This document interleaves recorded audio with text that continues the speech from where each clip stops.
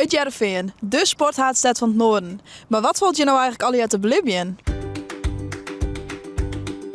Het Amelense stadion is de thuisbasis van SC Heerenveen. Het stadion werd openen in 1944 en is verneemd naar de legendarische voetballer Abel Enstra. Het stadion had plak voor zo'n 26.000 taskogers en zit bekend om zijn zweervolle wedstrijden en trouwe supporters.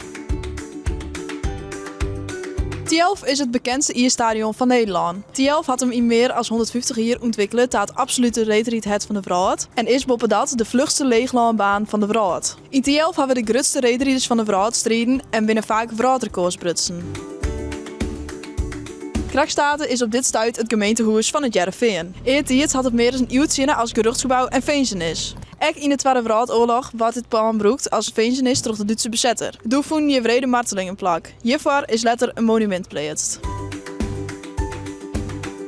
Het Heerenveen leidt onder de Turfroute, een cultuurhistorische route die kronkelt langs bosken, heidevelden en natuurgebieden. Over dit kanaal werd eertijds turf vervierd naar het westen van het land. Maar we de volgende keer weer die in het waarop komen, laat het even weten in de reacties.